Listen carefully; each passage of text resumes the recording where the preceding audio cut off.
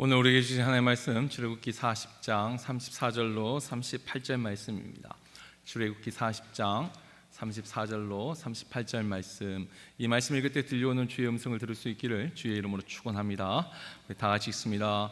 구름이 회막에 덮이고 여호와의 영광이 성막에 충만하매 모세가 회막에 들어갈 수 없었으니 이는 구름이 회막 위에 덮이고 여호와의 영광이 성막에 충만함이었으며, 구름이 성막 위에서 떠오를 때에는 이스라엘 자손이 그 모든 행진하는 길에 앞으로 나아갔고, 구름이 떠오르지 않을 때에는 떠오르는 날까지 나아가지 아니하였으며, 낮에는 여호와의 구름이 성막 위에 있고 밤에는 불이 그 구름 가운데 있음을 이스라엘의 온 족속이 그 모든 행진하는 길에서 그들의 눈으로 보았더라. 아멘. 잠시 기도합니다. 사랑해 주님 감사합니다. 오늘도 주의 전에 나와 주를 예배할 수 있는 은혜를 주시니 감사합니다. 주님 만나는 그날까지 이 은혜 가운데 살게 하여 주옵시고, 늘 성전을 출입할 수 있는 기력이 쇠하지 아니하게 하여 주옵소서. 이제 주의 음성을 듣습니다. 말씀을 들을 때 깨달아 알 수 있는 영적인 눈과 귀가 열리도록, 또 전한 자의 입술을 주장하사 온전히 주의 마음과 뜻만이 전달되도록 성령 하나님 이 시간 함께하여 주옵소서. 감사드리며 예수 그리스도의 이름으로 기도합나이다. 아멘. 우리가 지난주에 이어서 오늘도 하나님의 전에 대한 말씀을 묵상합니다. 우리가 출애굽기 하면 그냥 제목 그대로 이스라엘 백성이 애굽에서 나온 이야기, 그 출애굽이 이건 이제 하나님의 구원을 의미하죠. 하나님의 구원 역사가 기록된 이 말씀이 출애굽기. 그런데 구원이 절반의 내용이고 또 절반은 성막, 그러니까 하나님, 제가 지난 그랬죠. 성전에 대해서 가장 유명한 말씀은 내 집은 만민이 기도하는 집이라. 기도하는 집이라는 말이 가장 유명하지만 진짜 성전의 정의를 말하면 하나님이 임재하시고 하나님을 예배하는 곳이 성전.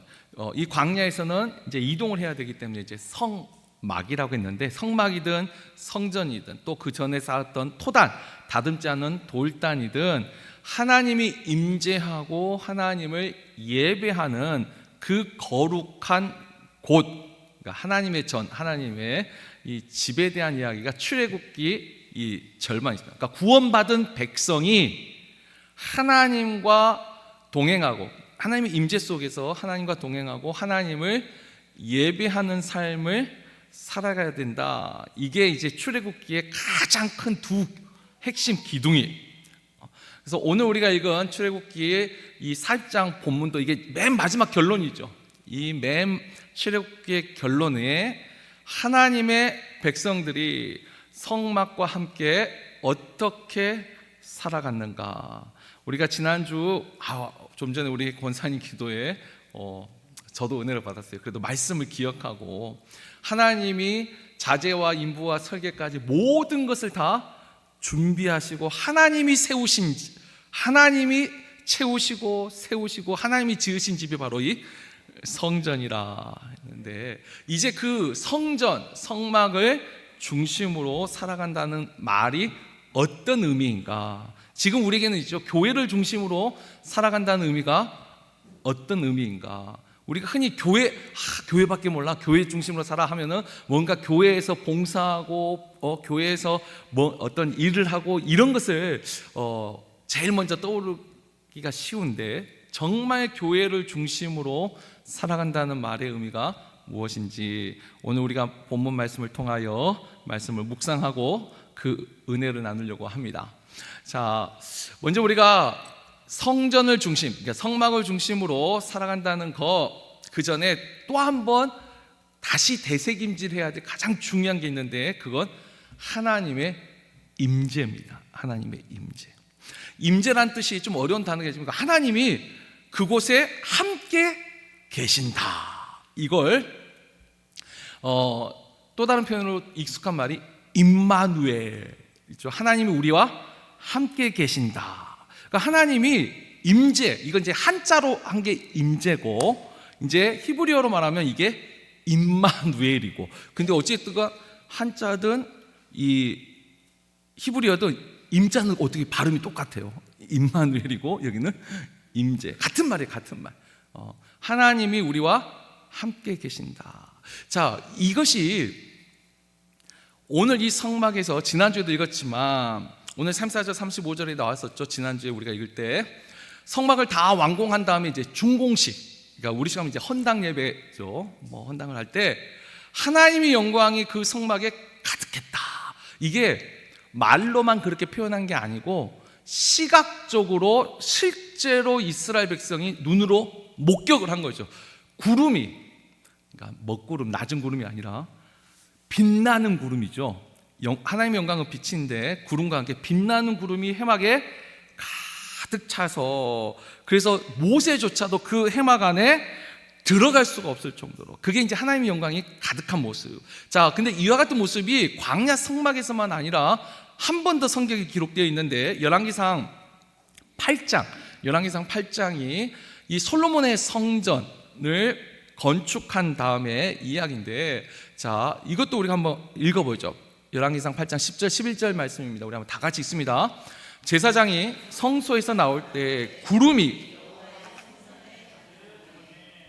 제사장이 그 구름으로 말미암아 능히 서서 섬기지 못하였으니 이는 여호와의 영광이 여호와의 성전에 가득함이었더라. 아멘. 자, 사실 이 예루살렘 성전은 예루살렘 자체가 에브라임 산맥 위에 있는 산꼭대기에 있는 그 도시예요.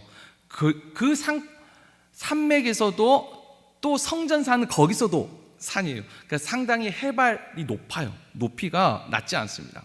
그래서 어떤 사람들은 이때도 이 성전에 구름이, 그렇죠, 높은 곳에 있으니까 저도 예전에 미국에 있을 때 제가 구름 속을 다닌 적이 있어요. 안 믿으시는데 내가 어떻게 구름, 진짜 산에 이렇게 높은데 그 꼭대기도 아니에요. 꼭대기도 아닌데 차 타고 하여튼 올라갈 수 있는 데까지 갔는데 구름이 그때 껴가지고 완전히 그냥 와, 정말 신기한 경험을 해봤어요. 구름 속을 제가 그래서 걸어 다녔거든요. 자, 근데 아무튼 이 예루살렘 성전은 높은 곳에 있으니까 또 구름이 낄 수도 있겠죠. 그런데 지금 그런 자연 현상으로 설명할 수 있는 것은 아니죠. 광야 성막은 더 그래서 위대한 거예요. 이 광야 성막은 지대가 완전히 이제 평야지대거든요. 여기에 구름이 찼다는 것은 정말 큰 기적이고, 근데 예루살렘 이 성전도 어쨌든 구름이 가득 차고 또 그 구름도 먹구름이 아니에요. 빛나는 하얀 구름이 가득했어요. 눈으로 보여주시는 거죠. 내가 이 장소에, 그러니까 성막에도 보세요. 구름이 낮게 깔렸다고 하면은 구름이 아니라 뭐 안개 같은 거 낮게 깔렸다면 어떻게 전체적으로 다 안개가 있겠죠. 그런데 이 성막과 성전에서는 딱 성막과 성전에만 구름이 머물렀습니다. 이건 하나님이 직접적으로 보여준 것이죠. 내가 이곳에 있다. 그게 하나님의 임재. 그리고 구름을 통하여, 빛나는 구름을 통하여 보여주신 게 하나님의 영광입니다. 하나님의 영광이 이 성막과 이 성전에 있다는 것을 시각적으로 보여주신. 자, 그리고 나서 시각뿐만 아니라 청각적으로 하나님이 말씀을 해주시는데 약속을 하십니다. 하나님이 약속. 자, 이건 우리가 출애굽기, 성막의 경우에는 출애굽기 29장 42절 43절에 있는데 이거 우리 한번 같이 읽어보죠. 다 같이 읽습니다. 이는 너희가 대대로 여호와 회막문에서 늘 드릴 번제라. 내가 거기서 너희와 만나고 내게 말하리라. 내가 거기서 이스라엘 자손을 만나리니 내 영광으로 말미암아 회막이 거룩하게 될지라. 아멘. 하나님이 이 성막에 대해서 말씀하시고 약속을 하신 게 뭐냐면 내가 거기서 너희를 만나겠다. 내가 거기서 내 영광으로 말미암아 이 회막을 내가 거룩하게 하겠다. 하나님이 약속하셨어요. 자, 이와 같은 약속은 아까 열왕기상 8장 성전 건축이 이야기고 9장에 이제 또 하나님의 말씀에서도 똑같은 약속이 나옵니다. 우리 열왕기상 9장 3절도 한번 같이 읽어볼까요? 읽습니다. 여호와께서 그에게 이르시되 내 기도와 내가 내 앞에서 간구한 바를 내가 들었은즉 나는 내가 건축한 이 성전을 거룩하게 구별하여 내 이름을 영원히 그곳에 두며 내 눈길과 내 마음이 항상 거기에 있으리니. 아멘. 하나님의 약속이에요. 하나님의 언약이에요. 뭐라고 약속했어요? 내가 이 성전을 구별할 뿐만 아니라 내 이름을 영원히 거기다 두겠다. 여러분, 이 영원이라는 단어는 해석할 필요도 없이 그냥 그대로 영원이에요. 그 말은 뭐죠? 그 옛날 광야의 성막과 솔로몬의 성전, 그러니까 이스라엘 그 성전에만 주님의 이름을 두는 것이 아니고 지금 이 시대에도 하나님이 임재하시고 하나님을 예배하는 곳이라면 하나님은 그곳에 하나님의 이름을 영원히, 지금도 광야 시대나 다윗 시대, 솔로몬 시대뿐만 아니라 지금 우리가 살아가고 있는 이 시대에도 하나님이 내가 그 이름을 이곳에 두고 내 눈과 내 마음이 항상 이곳에 있으리라. 여러분, 이게 하나님의 약속입니다. 그래서 오늘날 교회 가는 거, 성전 예배 안 가는 사람들이 이유가 많아요. 말이 많고. 하나님의 약속을 믿는 사람들은 그래서 교회를 사랑합니다. 하나님을 예배하고 하나님이 임재하는 그곳을 사랑하며 살아갑니다. 자, 이게 하나님의 약속이에요. 자, 성전에는 하나님의 임재, 임마누엘, 하나님이 그곳에 계시고 또 약속하셨어요. 내 눈길과 내 마음이 그곳에 있겠다. 자, 이게 가장 중요한 전제 조건. 자, 그 속에서 물론 우리가 열왕기상 9장 3절만 읽었는데 원래는 그 뒤에 다 읽어야 돼요. 이따 우리 주일 기도회 때는 한번 다 읽을 건데 이게 무조건적인 약속은 아니에요. 내가 무조건 교회라고 간판 걸어놓으면 내가 늘 거기에 내 마음을 두고 내 이름을 두고 보겠다, 무조건적은 아니에요. 너희가 내 율례와 법도, 그러니까 나의 말을 듣고 순종하면 이 성전은 내가 영원히 기억하고 내 눈길과 내 마음이 있는 곳이 될 것이고, 만약에 너희가 내 율례와 법도를 지키지 아니하고 내 말에 순종하지 아니하면 비록 이 성전일지라도 내가 버려서 무너지게 하고 황폐하게 하리라. 이게 이제 열왕기상 9장에 있는 전체적인 말씀. 근데 어쨌든 지금은 하나님이 약속을 준 장소가 바로 성전이라는 거예요. 우리가 그건 기억해야 돼요.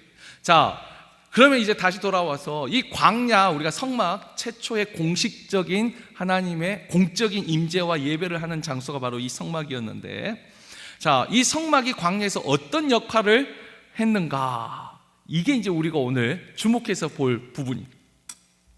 자, 우리는 이 광야 성막에서 제일 중요하고 어쩌면 제일 많이 한 일이 뭘까요? 예배입니다. 아까 했죠. 성막은 하나님의 임재가 있는 곳이고 그 다음에 하나님을 예배하는 거.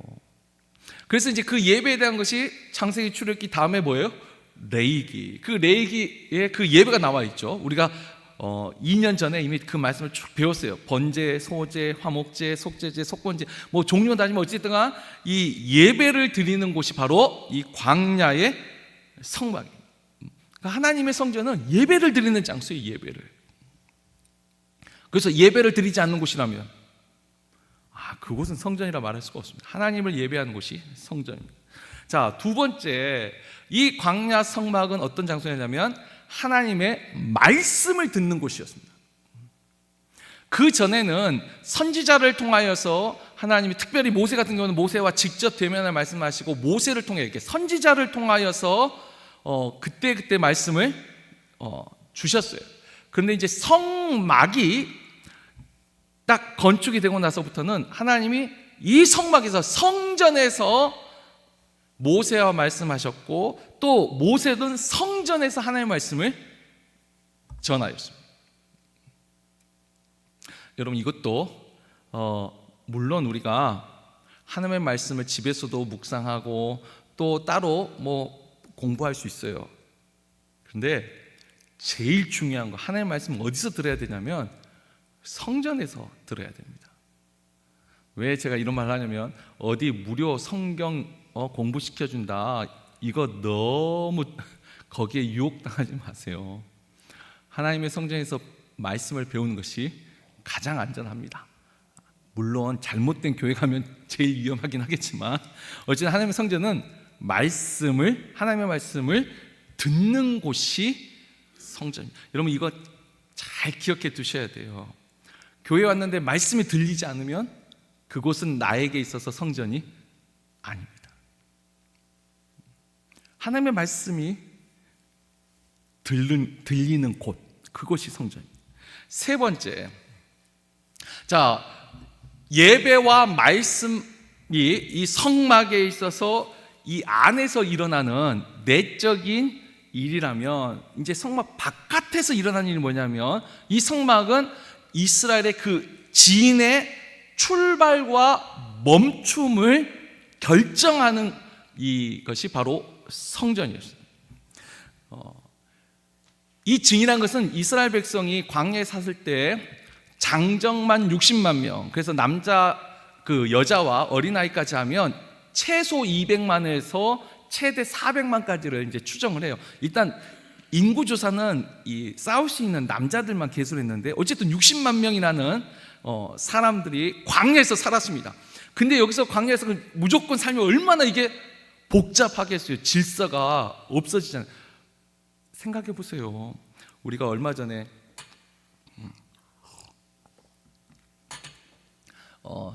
좀 안타까운 사고이고 좀 조심스럽긴 하지만, 우리가 이태원의 참사도 봤지만, 사람이 많이 모이는 곳에 질서가 없으면 얼마나 위험한 일들이 생기는 줄 우리가 잘 알지 않습니까?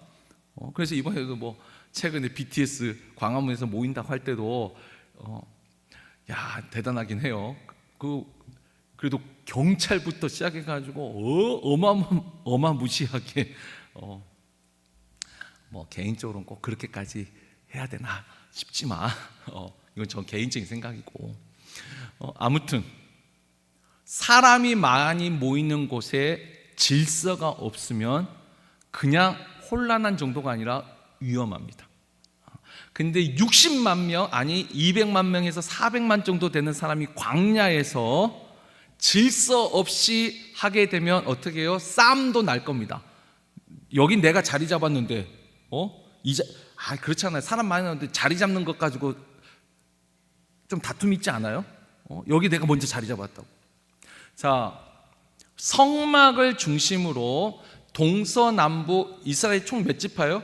12지파. 그래서 3지파씩 딱 경계를 지어가지고 성막을 짓기 전에 그냥 회막, 아주 하나님이 말씀하신 대로 성막을 짓기 전에는 진 밖에 있었다 했죠. 진 밖에 있었는데, 성막이 완성된 다음부터는 진 중심에 성막을 두고 동서남북 질서대로 장막을 치고 머무르게 했습니다. 자, 그리고 나서 어떻게 했냐면, 이 성막에 구름 기둥이 머물러 있으면 텐트를 안 걷었어요.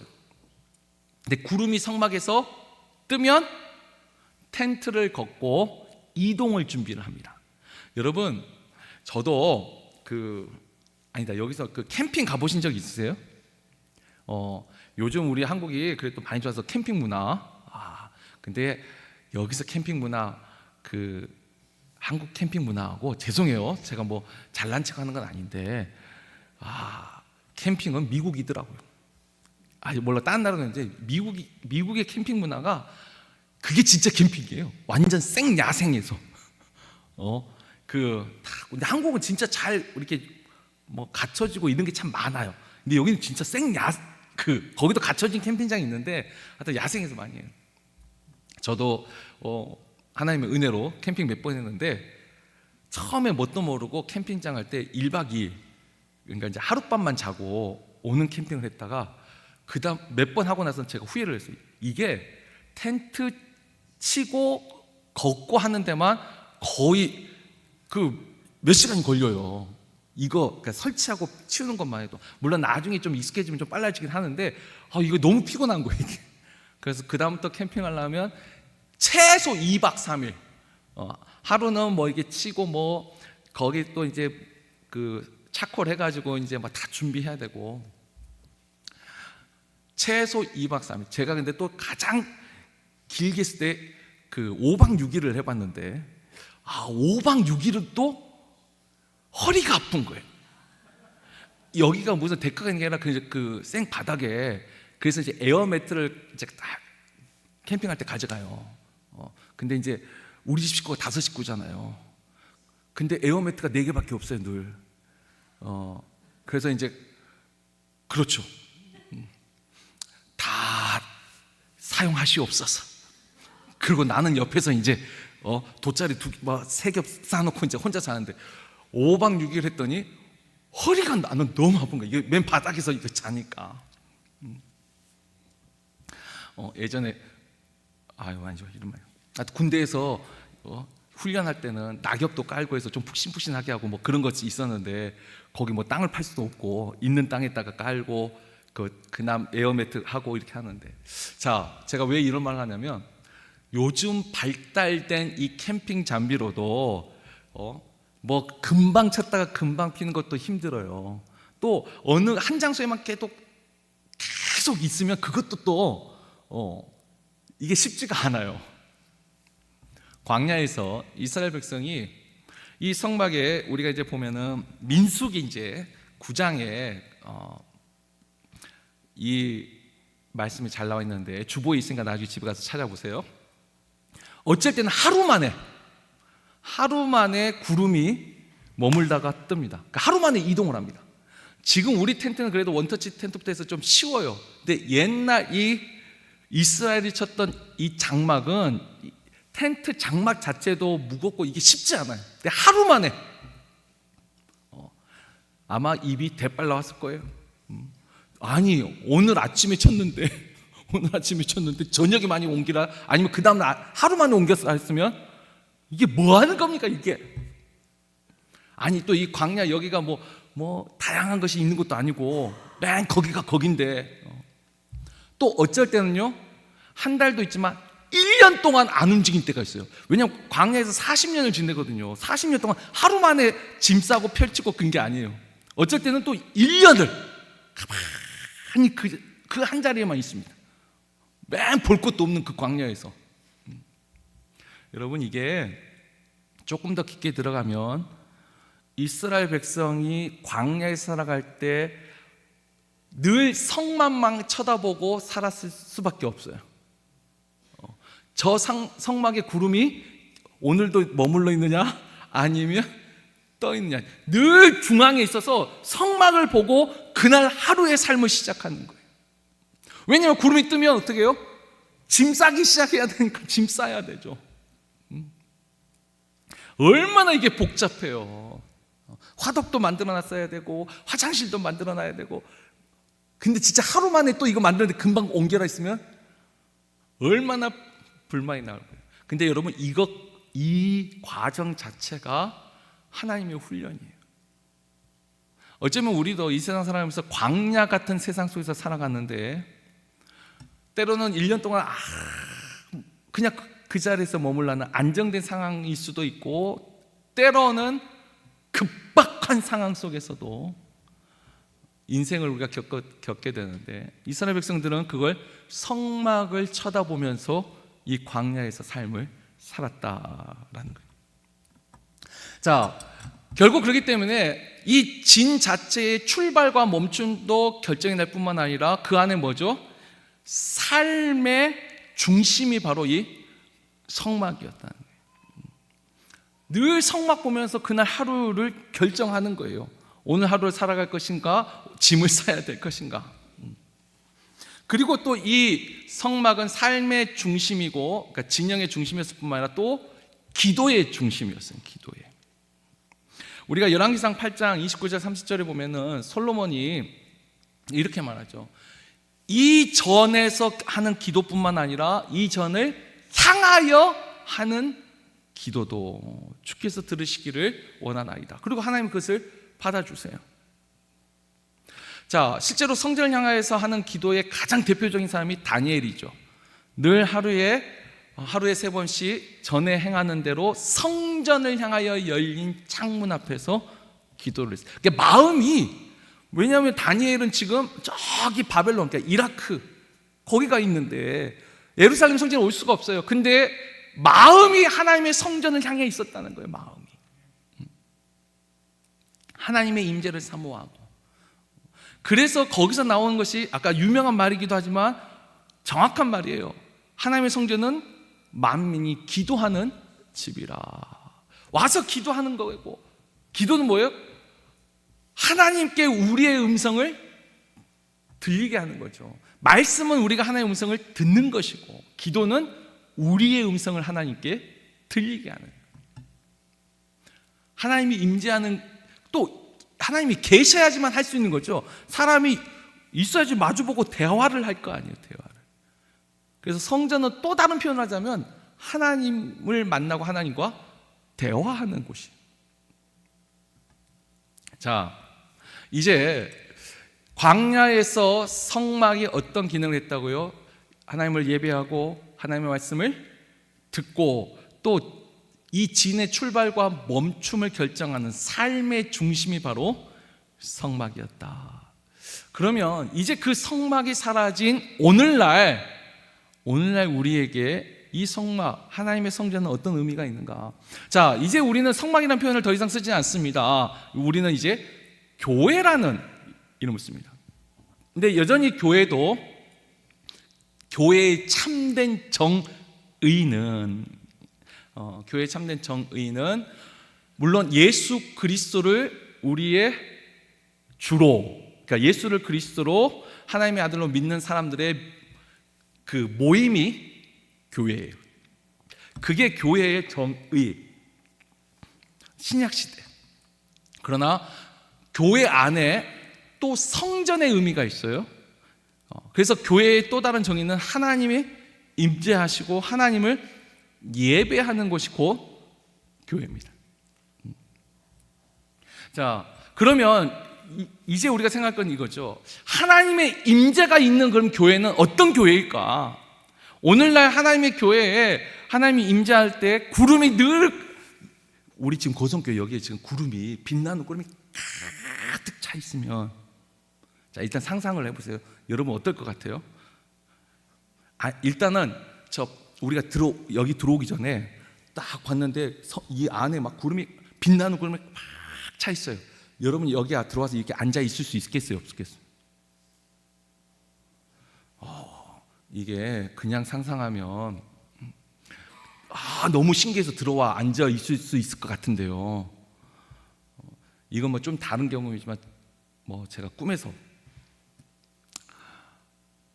어제도 제가 꿈에서 하나님 앞에 있는데 너무 반갑고 좋아가지고 아버지 하고 달려가서 안기는 게 아니더라고요. 꿈이지만 하나님 앞에 딱 있다는 그 순간 저에게 느껴진 감정은 정말 두려움이었어요. 바짝 엎드려요. 아무 생각도 안 나고 딱 한 생각만 났어요. 예수님 어디 계시냐고. 예수님. 꿈인데도 예수님만 찾더라니까요. 여러분, 우리가 제가 미국에서 경험했던 구름 속을 거닐 때, 그때는 그래도 앞이 좀 보여요. 구름이 있다. 여러분, 구름 속에 들어갔다 해가지고 우리가 보듯이 막 하얗지 않더라고요. 그냥 짙은 안개 같아요. 짙은 안개 속인데 그래도 이제 좀 앞이 보이고 하니까 다니는데, 이건 빛나는 구름으로 빽빽한 구름 안에 있으면 쉽지 않을 거예요. 근데 하나님의 임재가 사실 이 성막도 그렇고 성전도 그렇고 처음 그것을 준공할 때, 헌당할 때 하나님이 눈으로 보여주신 것이지, 매 순간마다 빽빽한 구름이 성막을 가득 채우진 않았습니다. 그러니까 눈으로 보이는 걸 한번 확인해 주신 거예요. 그러면 정말 하나님의 임재가 있다는 말은 어떤 의미인가? 저는 이렇게 표현합니다. 교회도, 하나님의 임재가 있는 교회는 하나님의 말씀을 듣고 그 들은 말씀에 작은 거 하나라도 순종하려는 그와 같은 마음을 가진 사람들의 예배가 있는 곳, 그곳이 바로 저는 하나님의 임재가 있는 교회라고 믿습니다. 하나님의 말씀을, 아까 했죠, 말씀을 듣는 곳이 성전인데 말씀을 듣고 또 듣는 것으로 끝난 게 아니라 그 말씀을 지켜 행하려고 할 때 그와 같은 마음을 가진 사람들이 예배하는 그곳이 바로 하나님의 임재가 있는 교회예요. 아까 우리가 예수를 믿는다고 말하면서 모였어요. 근데 그 믿는다고 말하고 모였다고 해서 교회가 아니라 정말로 믿는 사람들은 그 예수님이 우리에게 말씀하신 그 말씀을 가지고 지키려고 애쓰고 힘쓸 때 이게 진짜 교회죠. 그리고 그곳에 하나님의 임재가 있는 것이죠. 그곳에 하나님의 영광이 있는 거예요. 근데 반대로 그러면 말씀을 듣고도 순종하지 아니하고 이와 같은 예배가 없는 교회라면, 그러니까 하나님의 임재가 없는 교회는 우리가 뭐라고 말을 할 수 있을까요? 제가 여러 가지 생각해 봤는데 미국에서는 이 말 하기가 좀 어려워요. 쉽지 않은데 그 미국의 실제 교회 중에 우리는 대한예수교 장로회라고, 우리는 이제 장로라는 단어가 들어가요. 근데 미국의 교단 중에 커뮤니티 처치라는 것이 있습니다. 이 커뮤니티 이게 이제 우리 한국말로 하면 공동체죠. 그냥 공동체. 이 커뮤니티 처치는 교회의 공동체성을 강조합니다. 그러니까 교회 안에 공동체성이 분명히 있어요. 커뮤니티라는 것이 있어요. 그런데 하나님의 임재가 빠져버리면 말 그대로 그냥 커뮤니티만 남아요. 이 커뮤니티라는 뜻이 뭐냐면 사전적으로 찾아보면 공통의 관심사와 또 공통의 목표, 정체성을 가진 사람들의 모임이라. 그래서 이제 공통의 관심사, 공통의 정체성, 그러니까 우리가 예수를 주라 시인하고 하나님의 아들이라 믿고 뭐 그런 의미에서 커뮤니티라는 것이, 그래서 커뮤니티 처치라는 것이 처치까지 붙어야죠. 교회일 수 있어요. 그런데 아까 했죠, 하나님의 임재가 빠져버리면 그냥 자기 자신을 기독교인이라고 생각하는 사람들의 하나의 친교 모임, 사교 모임이 될 수 있습니다. 그래서 이 커뮤니티보다 이제 우리가 조금 더 현실적인 단어를 쓰자면 동호회라는 것이 있습니다. 여러분 그 젊은 세대는 동아리라는 것이 익숙하고 이제 좀 나이가 들면 동호회가 익숙한데, 동호회나 동아리나 똑같은 말이에요. 근데 동아리는 주로 학교에서 공통의 취미를 가진 사람들이 모이는 모임을 동아리라 표현을 쓰고, 동호회는 이제 사회인들, 회사, 직장에서 같은 취미를, 그래서 이제 산학 동호회, 학교는 산학 동아리, 뭐 이렇게 표현하는 거예요. 근데 커뮤니티나 동호회나 동아리랑 다 특징은 뭐죠? 하나님이 빠져있는 우리들의 관심과 우리들의 공통적인 생각, 취미로 모인 모임이 바로 커뮤니티나 동호회나 동아리예요. 하나님의 임재가 빠지면 하나님의 교회도 분명히 이렇게 바뀔 수가 있습니다. 우리가 교회에 왔는데 하나님 앞에 예배하고 오늘 하나님이 나에게 무슨 말씀을 하시는가, 그게 가장 중요한 것이 아니라 오늘은 내가 무슨 일을 하고 오늘은 누구를 만나서 오늘은 어떤 행사를 해야지, 이것만 생각하고 있을 수 있다는 거예요. 어제 우리가 연안 남전도에서 포천 국립수목원 오랜만에 피톤치드, 이 자연의 향기를 맡고 왔어요. 어제 음식도 어제 잘 먹고 너무 감사해요. 분명히 저는 교회 안에 이와 같은 교제가 있어야 된다고 믿습니다. 저도 좋아합니다. 어제 즐거웠어요. 그런데 절대로 이것이 하나님 앞에 예배하는 것보다 더 중요하게 된다면, 그래서 만약에 이런 거죠. 예배할 때는 마음이 뛰지를 않아요. 오늘 하나님이 나에게 무슨 말씀 하실까, 이런 생각이 전혀, 예배는 그냥 앉아만 있는 거예요. 근데 어디 놀러 간다 하면 눈이 번쩍 뜨이고 어디로 가느냐, 이번에 점심은 뭘 먹느냐, 뭐 선물은 뭘 주느냐. 죄송해요. 만약 우리에게 그런 모습이 있다면 우리는 지금 교회를 다니는 게 아니라 동호회에 참석하는 거예요. 동아리에 참석하는 거고 그냥 커뮤니티예요. 이민교회는 특히 미국은 그래서 커뮤니티 처치를, 이건 제 개인적인 생각인데 왜 커뮤니티 처치가 참 이렇게 중요한가 했더니, 이건 제 생각인데 워낙 이민을 많이 오니까, 그 나라 자체가 이민으로 이루어진 나라니까 새로운 환경 속에 새로운 삶을 시작하려니까 도움이 생각보다 많이 필요합니다. 저도 뭐 유학 갔는데 그냥 사라지는 게 아니에요. 전기 연결해야 되죠, 가스 연결해야죠, 핸드폰 개통해야 되죠, 은행 계좌 열어야 되죠. 또 미국이 워낙 하니까 차를 또 사야 되는데 진짜 아무것도 없이 이걸 맨바닥에서 다 하려고 하면, 여러분들 잘 지금 익숙하니까 전화가 있으니까 우리는 또 인터넷 전화로 신청하면 되잖아요. 전화도 없으니까 전화 신청을 못 해요. 직접 다 찾아가야 돼요. 저희 부부도 처음 가가지고 해서 가스회사 찾아가가지고 직접 다 그걸 다 해야 돼요. 근데 또 재밌는 게 그런 빌 이런 것이 있어야지 핸드폰도 개통을 해요. 은행 계좌 그냥 막 개통되는 게 아니더라고요. 순서대로 찾아가지고, 차도 없으니까 그렇죠. 하나는 아기 때 메고 하나는 유모차 태워가지고 지금 하면 그렇죠. 버스 정거장 한 대여섯 정거장은 다 그냥 걸어서 계속 다니는 거예요. 그나마 저희가 이제 처음 있던 학교는 그 패서디나라고 좀 작아서 그나마 걸어서 다닐 수 있는 거예요.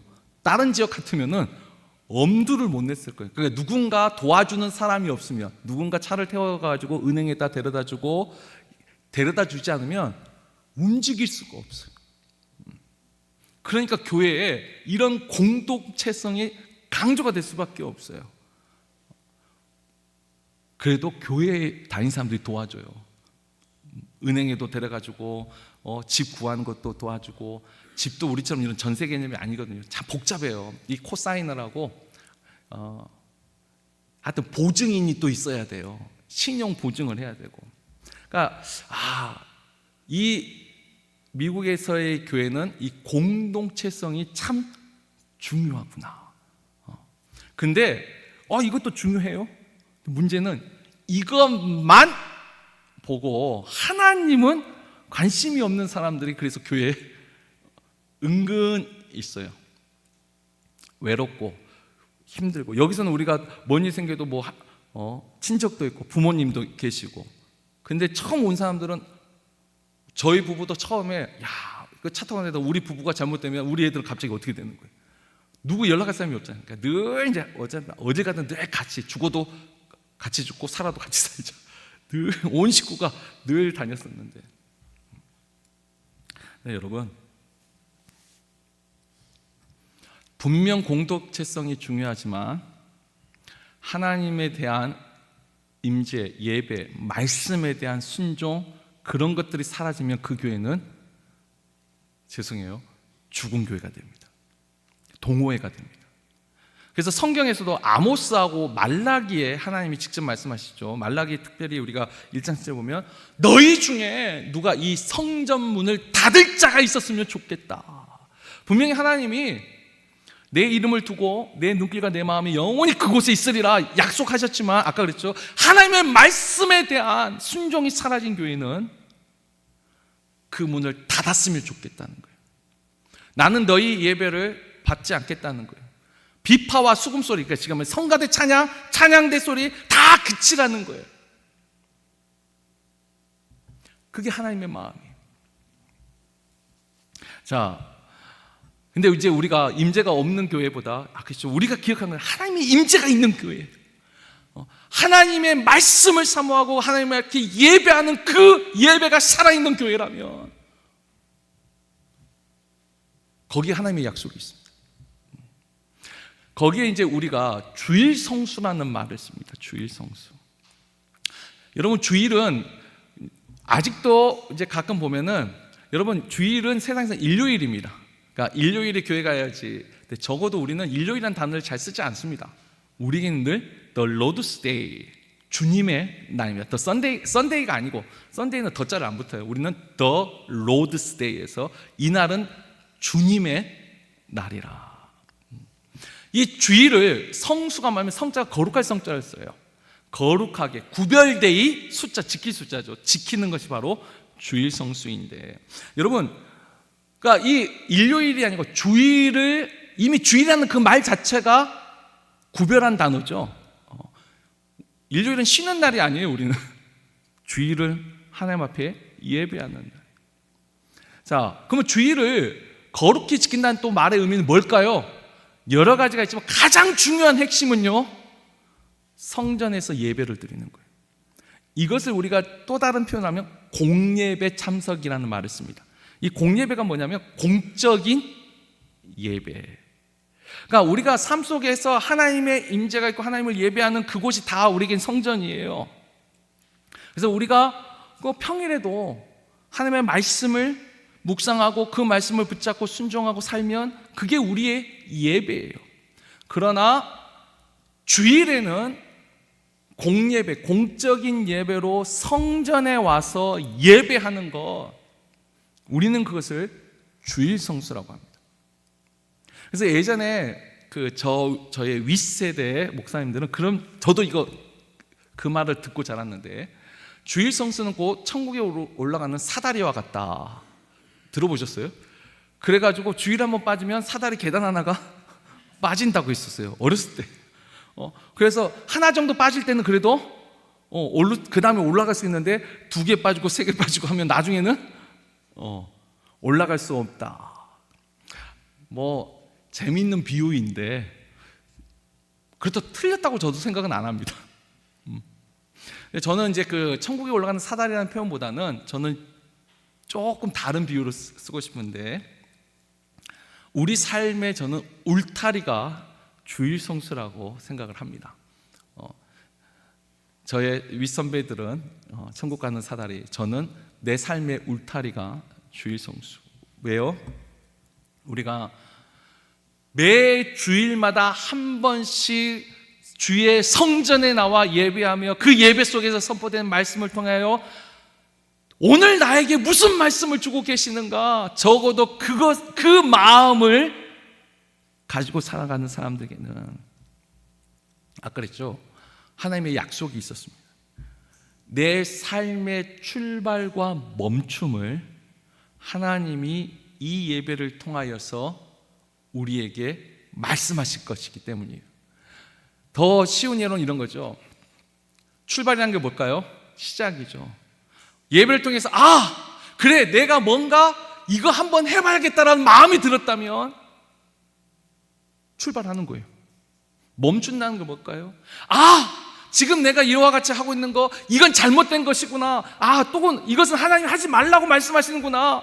이것이 우리가 회개라는 단어로 쓸 수도 있겠지만 그것이 멈추는 거예요. 물론 어떨 때는 우리가 매 주일마다 출발과 멈춤이 결정되지는 않을 거예요.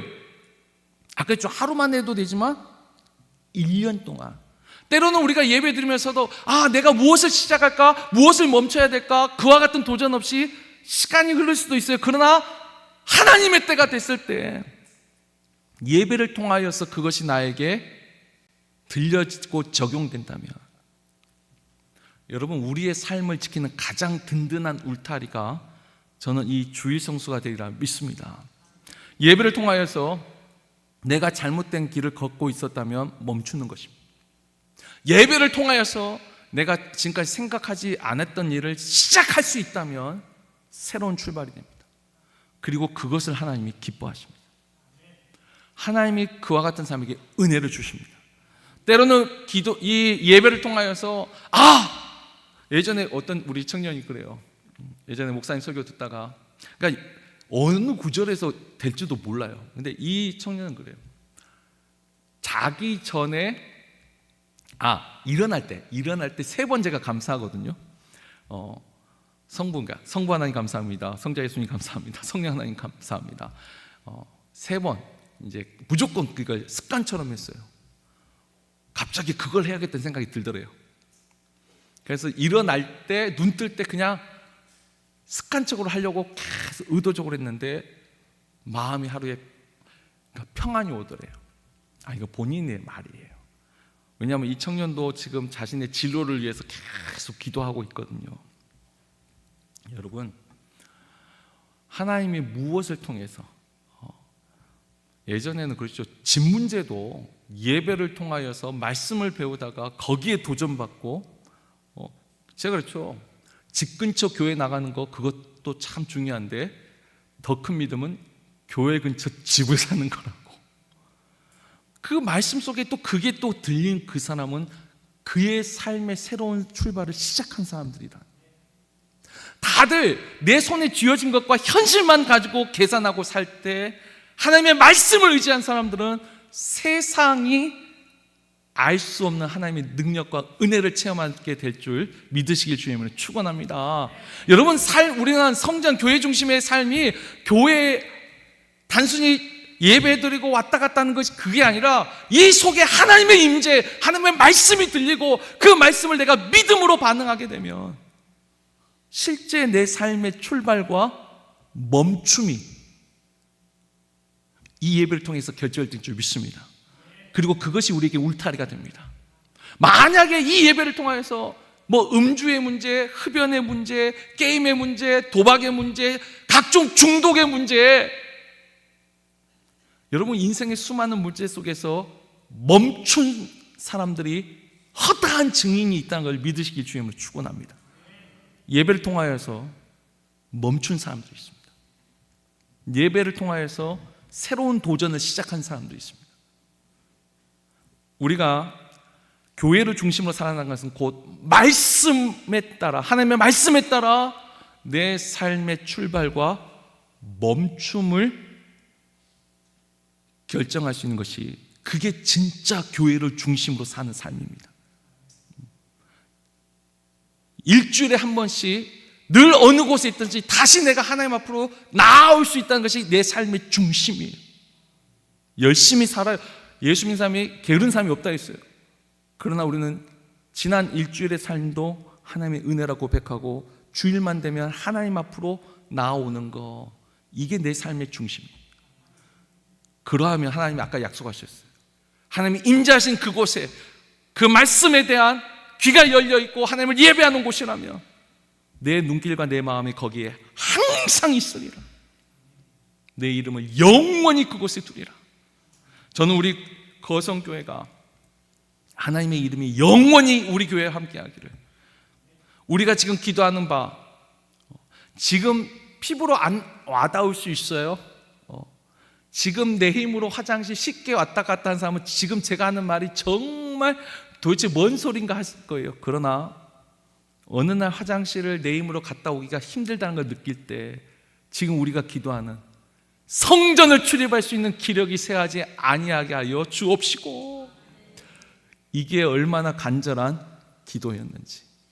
저는 우리가 하나님의 말씀을 듣고 순종하려고 하면 하나님이 이 우리의 기도를 반드시 들으실 줄 믿습니다. 적어도 우리 거성교회 성도들이라면 요양병원에서 다른 사람들의 도움으로 화장실 가고 또 기계의 도움으로 생명을 연장하는 일이 없이 주님 부르시는 그날까지, 주님 만나는 그날까지 늘 하나님의 성전을 출입하여 예배하다 기도하고 잠들어 하나님 나라에서 눈을 뜨는 그와 같은 은혜가 우리에게 있는 줄 믿습니다. 우리 어린 자녀들, 꿈쟁이들이 하나님의 교회를 사랑하고 이곳에서 기도하고 또한 기도받으며 자라나는 아이들이 이 땅에서 머리가 될지언정 꼬리가 되지 아니하고 들러리 인생 살지 아니하고 하나님이 약속하신 그 약속이 우리 거성교회에서 이루어질 줄 믿습니다. 우리의 청장년들이 우리가 생각지 못할 때 생각지 못한 사람들을 통하여 시기와 사건을 주관하시는 하나님의 능력과 은혜 속에서 길을 열고 이 땅을 헤치고 살아갈 줄 믿습니다. 우리가 이와 같은 하나님의 임재가 있고 그 하나님의 임재는 하나님의 말씀을 듣고 순종하려고 할 때 하나님이 이곳에 계시고, 그리고 그곳에 드려지는 예배를 통해 하나님 영광을 받으시고 그 예배를 통해서 약속하신 대로 우리에게 은혜를 주실 줄 믿습니다. 우리 거성교회 성도들이 이 하나님의 임재와 하나님을 예배하는 이 성전에서 우리의 삶의 출발과 멈춤을 결정할 수 있기를 주의 이름으로 축원합니다.